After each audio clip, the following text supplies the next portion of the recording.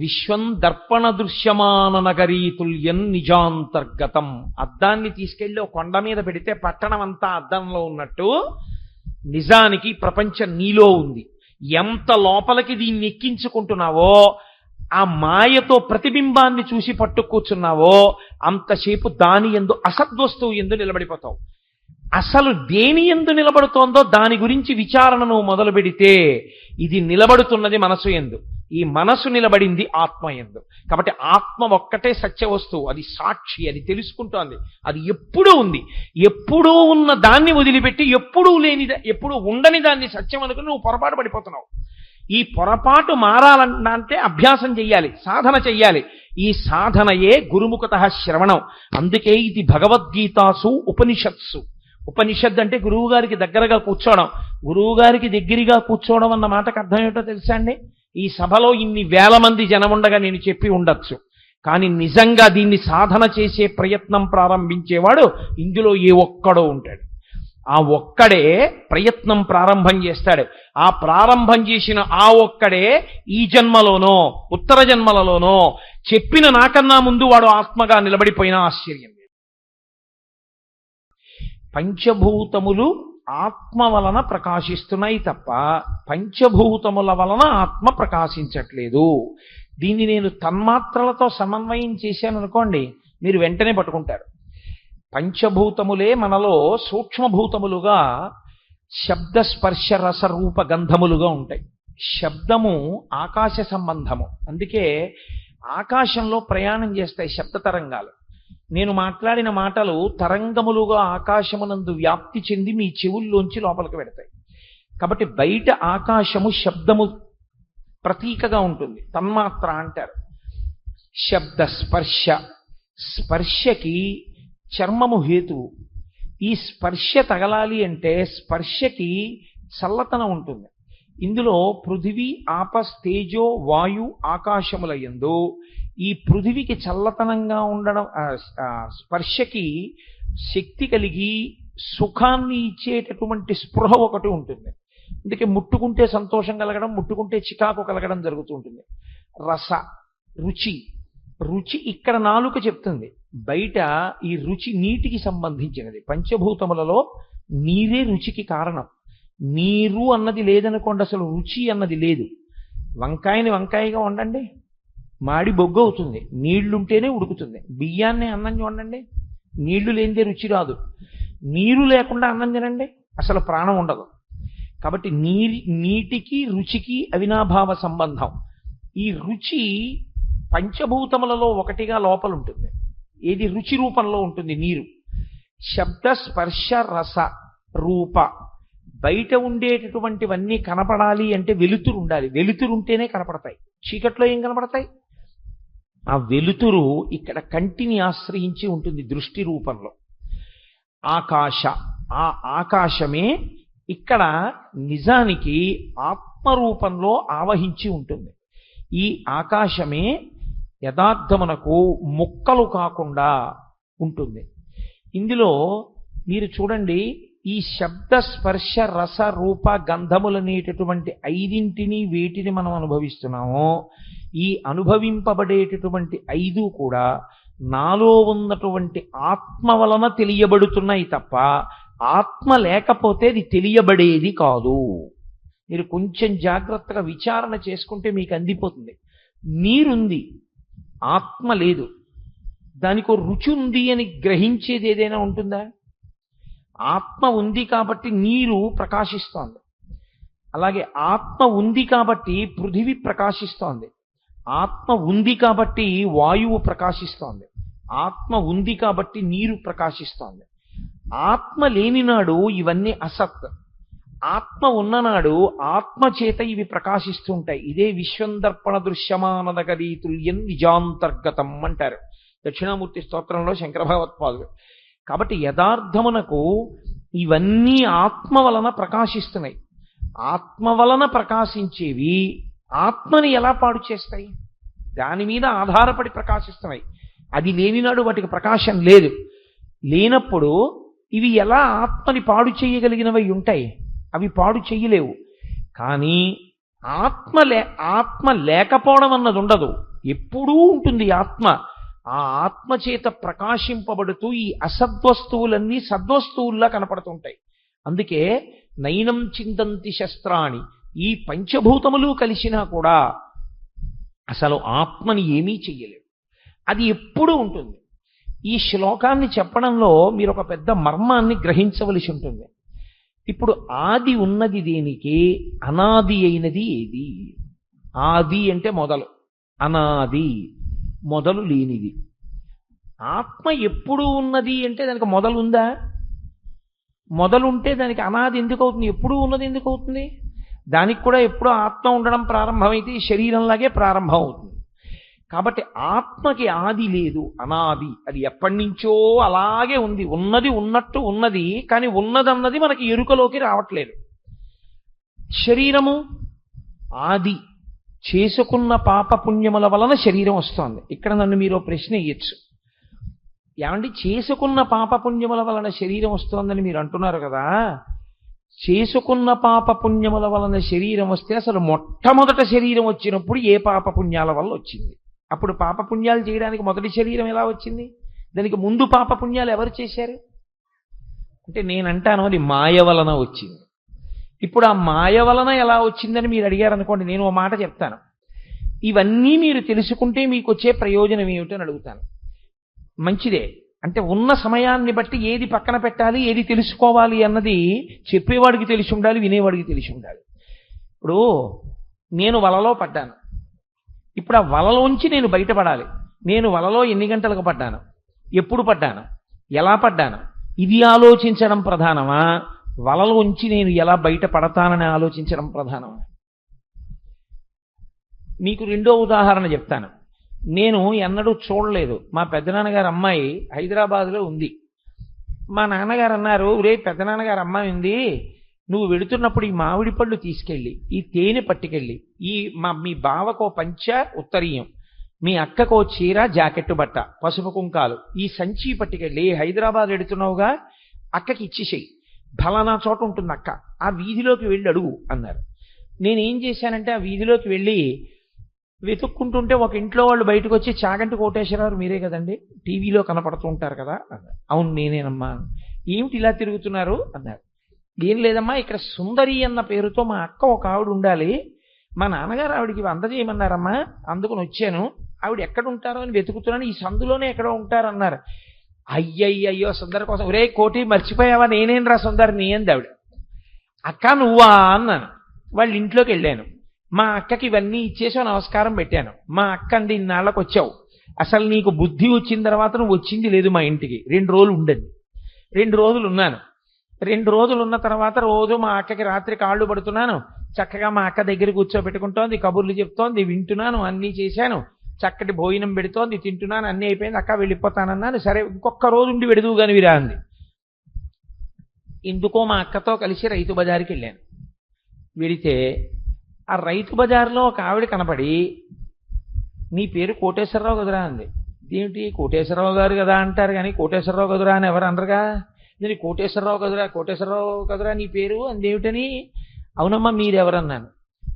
ఊరిని అసాధ్యం కూలిపోను, నన్నే గుర్తుపట్టలేదురా, నేను రా సుందరక్కని, నేనే రా మీ సుందరక్కని. నేను ఏంటి కోటిగాడు వస్తున్నాడు అని మీ నాన్న ఉత్తరం రాశాడు, ఇంకా రాలేదేమిటని చూస్తున్నాను.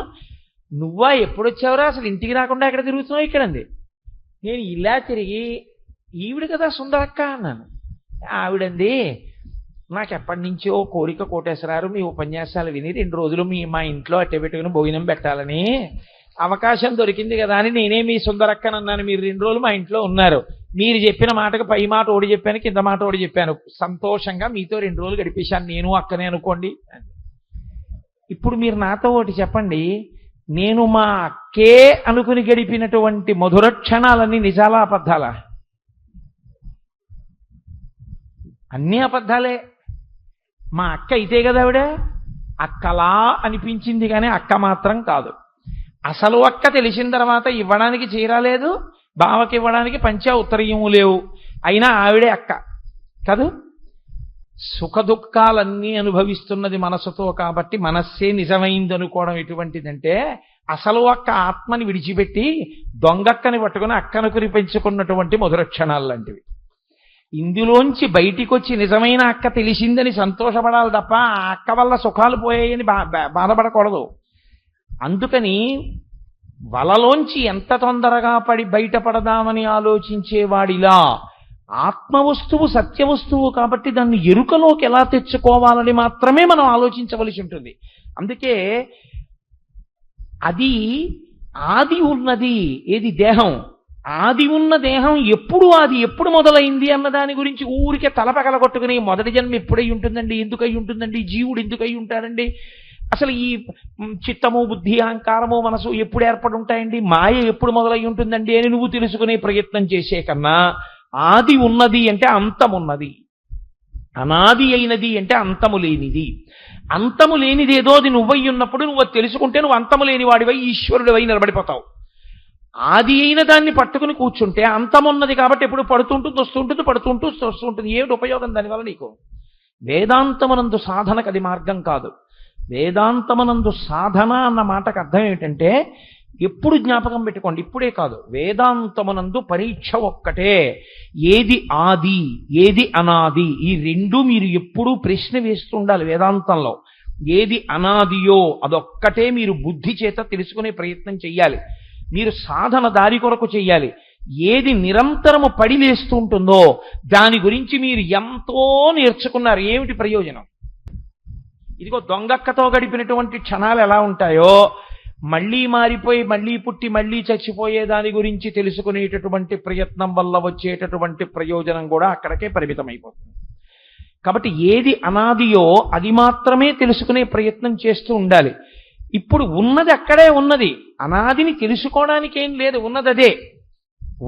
అదే ఉన్నది అని తెలియబట్టం లేదు. వచ్చిన సమస్య అంతా అదే. మన ఇంట్లో ఉన్నటువంటి గొప్ప బంగారు పాత్ర, కానీ వచ్చిన సమస్య అంతా ఏమిటంటే అది మట్టిలో పడిపోయి ఉండిపోయింది. మట్టిలో పడిపోయి ఉండిపోయిన కారణం చేత ఇదే బంగారు పాత్ర అని గుర్తించడానికి వీలు లేని స్థితి ఏర్పడిపోయింది. ఇప్పుడు ఇది బంగారు పాత్ర అని మీకే నమ్మకం కలగాలి. ఎలా? ఏం చేస్తారు? ఆ బంగారు పాత్రని పట్టుకొచ్చి ఓ దగ్గర కూర్చుని కాస్త చింతపండు, కాస్త కొబ్బరి పీచు, కొద్దిగా మెత్తటి ఇసుక పట్టుకొచ్చి ఇప్పుడు కొద్దిగా ఇసుక చల్లి కాసి నీళ్లు చల్లి తడి మీద ఇసుక అంటుకున్నాక కొబ్బరి పీచుతో రుద్ది, మళ్ళీ గరుకు ఇసుక అయితే బంగారం తినేస్తుంది కాబట్టి మెత్తటి ఇసుకతో తోమి కాస్త చింతపండు పెట్టి తోముతారు. ఇప్పుడు మీరు వాడిన ఇసుక, మీరు వాడినటువంటి కొబ్బరి పీచు, మీరు వాడినటువంటి కొత్త చింతపండు మళ్ళీ మీరు వాడుకోవడానికి పనికొస్తాయా? పనికిరావు. మీరు బాగా పట్టుకోవాలి నేను చెప్పే మాట. తేలికగా అర్థం అవ్వడానికి నా ప్రసంగాన్ని సంక్షిప్తం చేయడానికి నేను ఉపమానాన్ని తీసుకుంటున్నాను. ఇప్పుడు నేను తోమినటువంటి చింతపండు యొక్క ఆ రసం చేత ధగధగాయమానంగా మెరుస్తున్నటువంటి బంగారు గిన్నె యొక్క ప్రకాశము మళ్ళీ కప్పబడింది, మురికిపోయింది. కానీ మీరు ఏ మురికి పోగొట్టడానికి చింతపండు వాడారో అది మళ్ళీ అంటుకుంది. మీరు ఏ ఇసుక వాడారో అది అంటుకుంది. మీరు ఏ కొబ్బరి పీచు వాడారో దానిలో ఉన్నటువంటి మాలిన్యం అంటుకుంది. ఇప్పుడు బంగారు పాత్ర కనపడుతోందా? కనపడటం లేదు.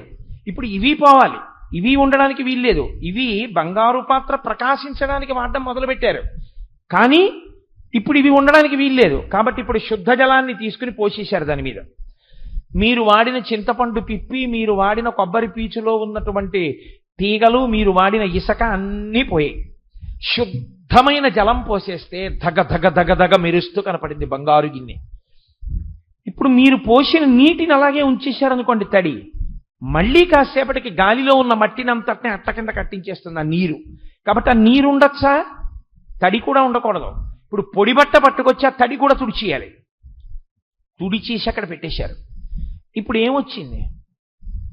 ఏమీ రాలేదు. ఉన్న గిన్నె ఉన్నట్లు తెలిసింది. మట్టిలో పడిపోయిన బంగారు గిన్నె ఉన్నదా లేదా అని అనుమానం వచ్చిన బంగారు గిన్నె అని ప్రకాశించింది. ఇప్పుడు ఇంకేం చేయాలి అది బంగారు గిన్నె అని తెలుసుకోవడానికి? ఏమీ చేయక్కర్లేదు. బంగారు గిన్నె అని తెలిసేంత వరకే చెయ్యాలి. బంగారు గిన్నెగా ప్రకాశమును పొందిన తర్వాత అలా వదిలేయడం. అలాగే ఉన్న ఆత్మని తెలుసుకోవడానికి తెలుసుకోవడము అన్న మాటలో మీరు ఒక విషయాన్ని గమనించవలసి ఉంటుంది. తెలుసుకునేది ఒకటి ఉండదు, మళ్ళీ తెలుసుకునేది ఉంటే రెండవుతాయి. మీరే ఆత్మ అన్న అనుభవంలో నిలబడిపోతారు. ఆ అనుభవంలో నిలబడిన తర్వాత ఇంకా మళ్ళీ చెప్పడానికి రెండో వస్తువు ఉండదు. మీరు చెప్పే ప్రయత్నం చేశారనుకోండి ఆత్మ గురించి, అప్పుడు ఏమవుతుందో తెలుసా అండి, దానికన్నా రెండో వారిగా నించున్నారు కాబట్టి మళ్ళీ దాని ప్రకాశంతోనే చెప్పాలి. పటకారని మీరు పట్టుకోవాలి, కానీ పటకార మిమ్మల్ని ఎప్పుడూ పట్టుకోలేదు.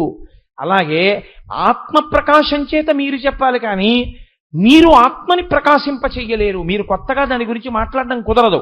అందుకే ప్రపంచం మొత్తం మీద ఎంగిలి కాని ఏకైక వస్తువు ఉంటే ఆత్మ ఒక్కటే. ఎందుకంటే ఆత్మ గురించి చెప్పలేం కాబట్టి, నోటిలోకి రాదు కాబట్టి వాగ్రూపంలో ఆత్మ ఎంగిలి కాదు, అనుభవముగా తానుగా నిలబడిపోతుంది.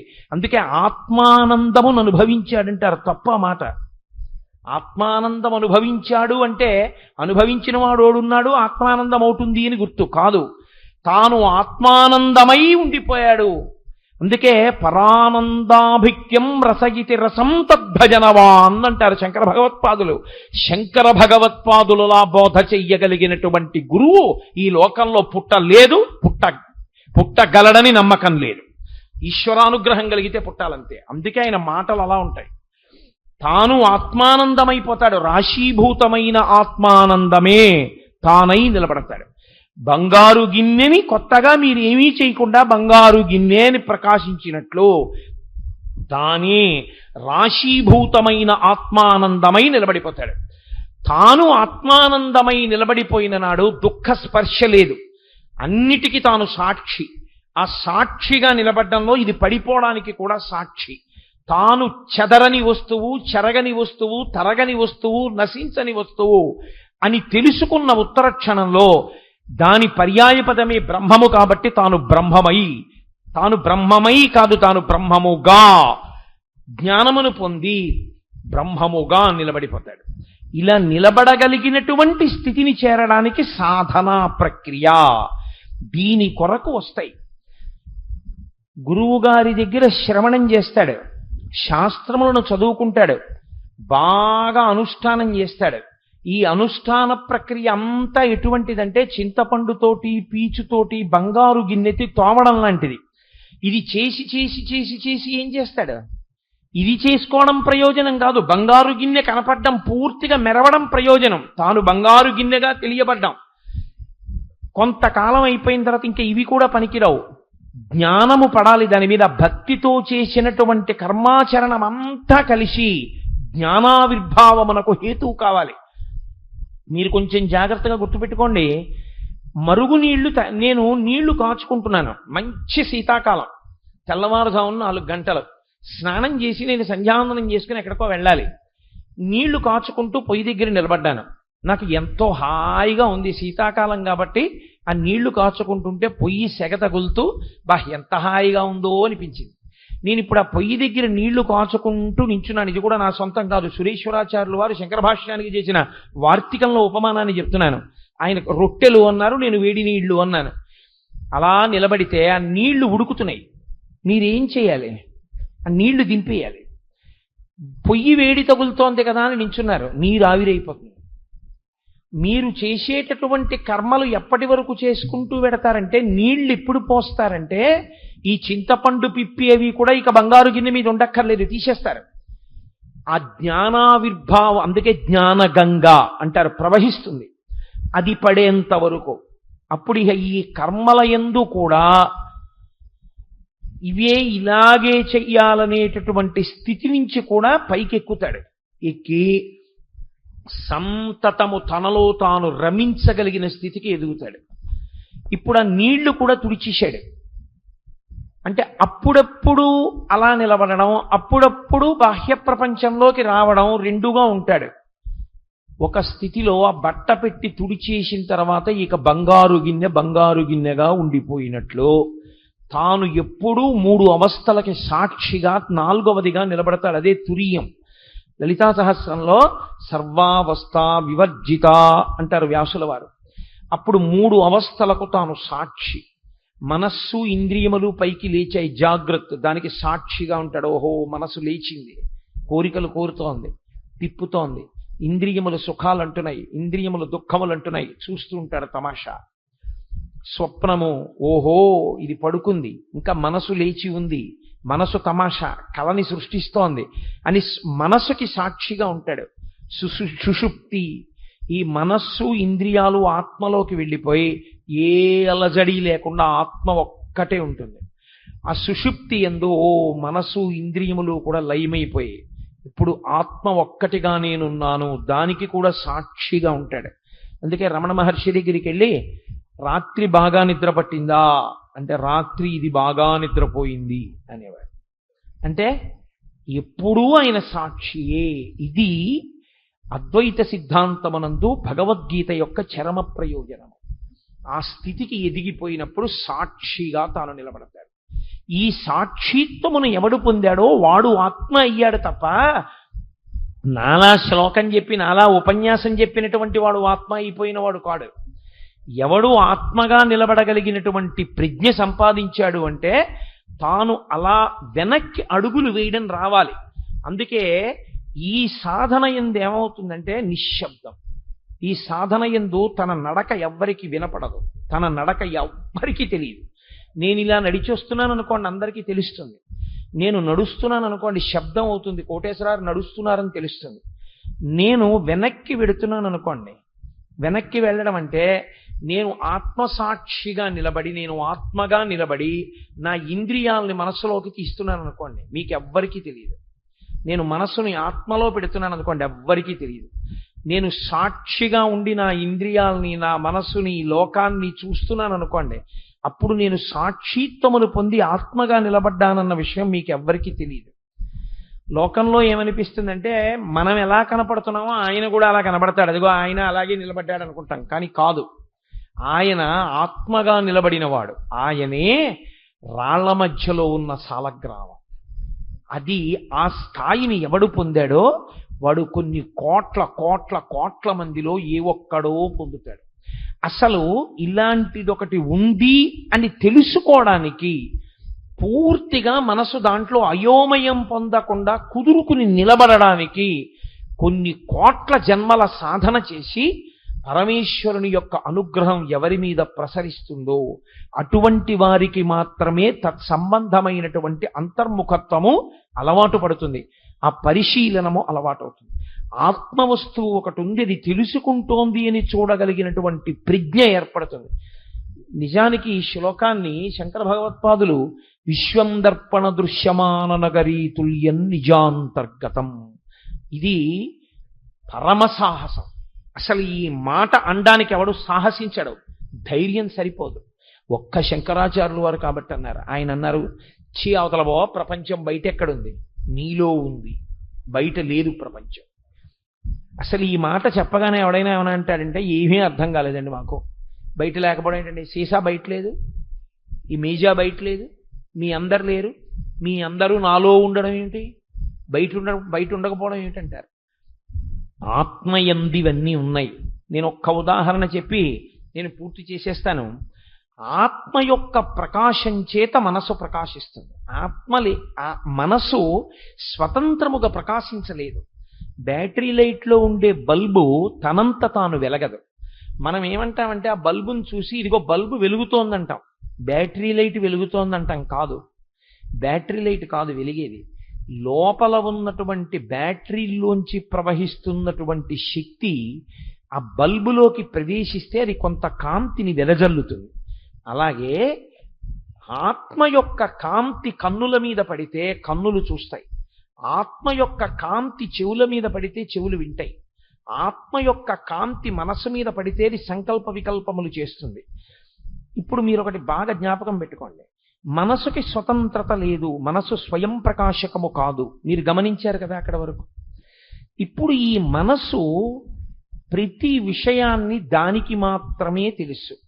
నాకు ఏది తెలుసో అది మీకు తెలిసి ఉంటే మీరు నా ఎదురుగుండా ఇలా కింద కూర్చుని వినక్కర్లేదు, నేను ఇలా ఎత్తు మీద కూర్చుని చెప్పక్కర్లేదు. భగవద్గీత పుస్తకంలో ఉందా, భగవద్గీత నాలో ఉందా? ఇప్పుడు మీరు కొంచెం జాగ్రత్తగా ఆలోచించండి. భగవద్గీత పుస్తకంలోనే ఉంటే నేను ఆ పుస్తకం లేకపోతే చెప్పలేకపోవాలి. భగవద్గీత నేనయ్యాను ఆ శ్లోకం వరకు అని గుర్తు ఏమిటంటే, నాలోకి ప్రవేశించేసింది భగవద్గీతలోంచి. ఇది మనసు పట్టుకుంది. ఇప్పుడు ఈ పట్టుకోగలిగిన శక్తి ఆత్మ యొక్క చైతన్యం చేత వచ్చింది. ప్రపంచము మనలో ఉన్నది. నేను మీకు ఒక ఉదాహరణ చెప్తాను. కోటేశ్వరరావు గారు, మీరు దీపం పెట్టేటప్పుడు ఎలా పెడతారు అని మీరు నన్ను అడిగారు అనుకోండి, నేను చిన్న చిన్న అగ్గిపుల్లలు వాడనండి. ఎందుకంటే అగ్గిపుల్ల వెలిగించి అగరవత్తు వెలిగించి అగరవత్తుతో దీపం వెలిగించే లోపల ఈ చిన్న అగ్గిపుల్ల గభాలను వెలగడంలో చేతి మీదకి వస్తుందేమో అని ఎప్పుడూ పొడుగు అగ్గిపుల్లలే వాడతాను.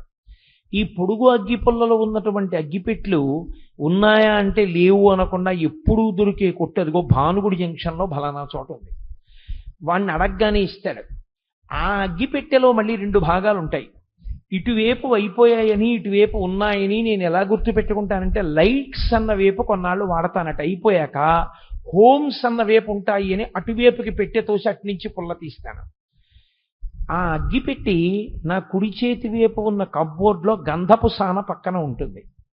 ఇప్పుడు నాకు ఒకటి చెప్పండి, అగ్గిపెట్టి మా ఇంట్లో ఉందా? అగ్గిపెట్టె గంధపు సాన పక్కన కబ్బోర్డ్లో, కబ్బోర్డు పూజామందిరంలో వ్యవస్థ అన్నీ ఇక్కడున్నాయా? ఇక్కడున్నాయి. ఇప్పుడు మీరొచ్చి మా ఇంటికి పెద్దగ్గి పుల్లల పెట్టి ఎక్కడుంది అని అడిగారు అనుకోండి, మీరు చెప్పగలరా? నాలా చెప్పలేరు. విశ్వం దర్పణ దృశ్యమాన నగరీతుల్యం నిజాంతర్గతం. అద్దాన్ని తీసుకెళ్లి ఒక కొండ మీద పెడితే పట్టణం అంతా అద్దంలో ఉన్నట్టు నిజానికి ప్రపంచం నీలో ఉంది. ఎంత లోపలికి దీన్ని ఎక్కించుకుంటున్నావో, ఆ మాయతో ప్రతిబింబాన్ని చూసి పట్టు కూర్చున్నావో అంతసేపు దాని యందు అసద్వస్తువు యందు నిలబడిపోతావు. అసలు దేని యందు నిలబడుతోందో దాని గురించి విచారణను మొదలు పెడితే ఇది నిలబడుతున్నది మనసు యందు. ఈ మనసు నిలబడింది ఆత్మ యందు. కాబట్టి ఆత్మ ఒక్కటే సత్య వస్తువు, అది సాక్షి, అది తెలుసుకుంటోంది, అది ఎప్పుడూ ఉంది. ఎప్పుడూ ఉన్న దాన్ని వదిలిపెట్టి ఎప్పుడూ లేని, ఎప్పుడూ ఉండని దాన్ని సత్యం అనుకుని నువ్వు పొరపాటు పడిపోతున్నావు. ఈ పొరపాటు మారాలంటే అభ్యాసం చెయ్యాలి, సాధన చెయ్యాలి. ఈ సాధనయే గురుముఖతః శ్రవణం. అందుకే ఇది భగవద్గీతాసు ఉపనిషత్సు. ఉపనిషత్ అంటే గురువు గారికి దగ్గరగా కూర్చోవడం. గురువు గారికి దగ్గరగా కూర్చోవడం అన్న మాటకు అర్థం ఏమిటో తెలుసా అండి? ఈ సభలో ఇన్ని వేల మంది జనముండగా నేను చెప్పి ఉండొచ్చు, కానీ నిజంగా దీన్ని సాధన చేసే ప్రయత్నం ప్రారంభించేవాడు ఇందులో ఏ ఒక్కడో ఉంటాడు. ఆ ఒక్కడే ప్రయత్నం ప్రారంభం చేస్తాడు. ఆ ప్రారంభం చేసిన ఆ ఒక్కడే ఈ జన్మలోనో ఉత్తర జన్మలలోనో చెప్పిన నాకన్నా ముందు వాడు ఆత్మగా నిలబడిపోయినా ఆశ్చర్యం లేదు. ఇది అందించడం కోసమని ఉపనిషత్తుగా వస్తుంది. జగదాచార్యుడైనటువంటి కృష్ణ భగవానుడు పరిపూర్ణావతారమైనటువంటి పరబ్రహ్మము. నైనం చిందంతి శస్త్రాణి నైనం దహతి పావకః నచైనం క్లేదయంత్యాపో నశోషయతి మారుతః. అది నీవే అయ్యున్నావు, తత్వమసి, తత్వతమ్ అసి తత్వమసి మహావాక్యం. అసలు నిజంగా అయ్యప్ప స్వామి దీక్షలు తీసుకుంటుంటారు 42 రోజులు. వాళ్ళు వినవలసింది దక్షిణామూర్తి స్తోత్రం, ఈ భగవద్గీత. ఎందుకంటే ఆయన చిన్ముద్ర పడతాడు. 42 రోజులు కూర్చుని సాయంకాలాలు గురువు గారితో చెప్పించుకోవాలి. గురువు గారు అంటే దీక్ష అంటేనే గురువుగారు. గురువు గారి దగ్గర కూర్చుని ఏమీ వినకుండా 42 రోజులు దీక్ష అంటే బూడిదే. అందులో తెలిసి వచ్చేది ఏమీ ఉండదు. తెలిసి ఉన్న కర్మానుష్ఠానం 2 పూట్ల స్నానం చేయడం ఒకటే మిగులుతుంది. మంచిదే కొంతవరకు. కానీ ఏమి ఎక్కుతావు మెట్టు? నిత్యం ఎక్కాలంటే గురుముఖతః వింటేనే, శాస్త్రాన్ని పరిశీలనం చేస్తేనే, లేకపోతే చేసేది ఏమీ ఉండదు. కాబట్టి చిత్తశుద్ధి కలగడానికి కర్మానుష్ఠానం చేస్తారు. ఒక స్థితిలో ఇక ఆ కర్మానుష్ఠానం కూడా చెయ్యకుండా నిలబడతారు. కానీ ఇందులో వచ్చే పెద్ద ప్రమాదం ఏమిటంటే, ఆ స్థాయిని పొందేసిన వాడిని చూసి పులిని చూసి నక్క వాత పెట్టుకున్నట్టు నువ్వు వానకూడదు కర్మానుష్ఠానం. నువ్వు ఆ స్థాయికి ఎదిగిపోయిన తర్వాత తనంత తాను నీకే ఊడిపోతుంది. పండైపోయిన తర్వాత కొమ్మ నుంచి తాను ఊడిపోయినట్టు, కాయగా ఉండగా రాయి పెట్టి కొట్టినా రాలనట్టు, నువ్వు పండిపోయేంత వరకు నువ్వు ఊడకూడదు. అలా నీకు ఆ జ్ఞానావిర్భావము జరిగేంత వరకు కర్మానుష్ఠానము చేస్తూనే ఉండాలని, తత్కారణము చేత తాను ఆత్మగా నిలబడగలిగినటువంటి స్థితిని పొందుతాడని మనకి గీతాచార్యుడు మహానుభావుడై సాంఖ్యయోగంలో ఈ ఆత్మతత్వాన్ని గురించి వివరణ చేశాడు. ఇందులో నేను రేపటి రోజున కూడా చాలా సంక్షిప్త ప్రసంగమే చేస్తాను, వెనక తల్లి శోభానాయుడు గారి యొక్క నృత్య కార్యక్రమం ఉన్న కారణం చేత. కానీ వీలైతే నేను మిగిలినటువంటి 2 రోజులు 3 రోజులు ఉంటుంది కాబట్టి అందులో అసలు భక్తి అన్న మాటకు అర్థం ఏమిటి, కర్మ అన్న మాటకు అర్థం ఏమిటి, యోగిగా నిలబడడం అన్న మాటకు అర్థం ఏమిటి, అసలు నిజంగా సాధన అన్నది అటువైపుకి ఎలా అడుగులు పడాలి నిరంతర సాధనలో అన్నదాని గురించి ఇప్పుడు సత్యం గురించి కొన్ని మాటలు చెప్పుకున్నాం. జిజ్ఞాసులైన వారికి తదభ్యాసము కొరకు కొంత నేను అందించవలసిన ప్రయత్నం చేయవలసి ఉంటుంది కాబట్టి రాబోయేటటువంటి రోజుల్లో దాని మీద నేను దృష్టి కేంద్రీకరించే ప్రయత్నం చేస్తాను. ఇప్పుడు పద్మశ్రీ శోభానాయుడు గారి యొక్క నృత్య కార్యక్రమం కొద్ది క్షణాల్లో కొద్ది నిమిషాల్లోనో ప్రారంభం అవుతుంది. కాబట్టి అటువంటి మహాతల్లి నాకు ఆవిడ గురించి చెప్పమని నన్ను కార్యకర్తలు ఆదేశించకపోయినా నాకు వారి ఎందున్న గౌరవం చేత 1-2 మాటలు చెప్పి పూర్తి చేస్తాను. ఆవిడ భారత ప్రభుత్వం చేత అత్యున్నత పురస్కారమైన పద్మశ్రీ గ్రహించడం నా మటుకు నా వరకు మాత్రం అది పెద్ద విశేషమేం కాదు. అది ఆవిడకి అనుషంగిక ప్రయోజనం. నా వరకు నాకు చాలా గొప్ప విషయం ఏమిటంటే ఆవిడ పరిపూర్ణమైనటువంటి నటరాజానుగ్రహమును పొందినటువంటి తల్లి. అసుర సంధ్య వేళలో మీ అందరూ ఇంతకాలంగా ఇక్కడ కూర్చుని చేసినటువంటి సాధనకి మెచ్చి పరమశివుడే వచ్చి కైలాస పర్వతం మీద తాండవం చేస్తుండగా చూసేటటువంటి అదృష్టాన్ని మీకు కృప చేస్తే అటువంటి శివతాండవం చూస్తున్నటువంటి వాడు మధ్యలో మాట్లాడిన వాడు ఎంత మూర్ఖుడు. మధ్యలో మాట్లాడితే తత్ఫలితాన్ని ధారబోసేసినట్టు. పూజలు అందుకే మాట్లాడకూడదు, మౌనం. అంతటి తల్లి, అంతటి విదుషీమణి ఇవాళ ఆవిడ కార్యక్రమం ఇస్తాను అంటే నిజంగా ఎదురు చూసే పట్టణాలు ఎన్నో ఉన్నాయి. ఆచార్య స్థానాన్ని పొందింది మహాతల్లి ఆవిడ. ఆవిడ కూర్చుని ఇవాళ నేర్పుతాను అంటే పెద్ద పెద్ద వాళ్ళు ఆవిడ దగ్గర శిష్యులుగా ఉండడానికి ఇష్టపడతారు. అటువంటి తల్లి వచ్చారు అంటే అది ఆవిడ సంస్కారం. అంటే కేవలం ఇక్కడ జరుగుతున్నటువంటి భక్తుల పూజలు కార్యక్రమాలు ఇది చూసి ఆవిడ ఆనందం పొంది సుబ్బారావు గారి మీద ఉన్నటువంటి ప్రేమయే కారణంగా ఆవిడ ఇక్కడికి వచ్చారు. అటువంటి తల్లి నర్తన చేస్తున్నప్పుడు మధ్యలో లేస్తూ ఉండడం, కూర్చుంటూ ఉండడం, అల్లరి చేస్తూ ఉండడం, మాట్లాడుతూ ఉండడం, నిద్రపోతూ ఉండడం అసహ్యకరమైన విషయాలు. పరమ గౌరవంతో ఏమి కాకినాడరా, ఏమి కోవాడరా, ఎంత నిశ్శబ్దం అని ఆవిడ పొంగిపోయేటట్టుగా, అసలు నిజంగా మాట్లాడడానికి అవకాశం ఉండదు.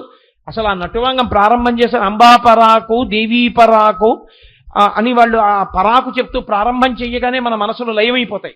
అంత గొప్ప కార్యక్రమం కొద్దిసేపట్లో ప్రారంభం అవుతుంది.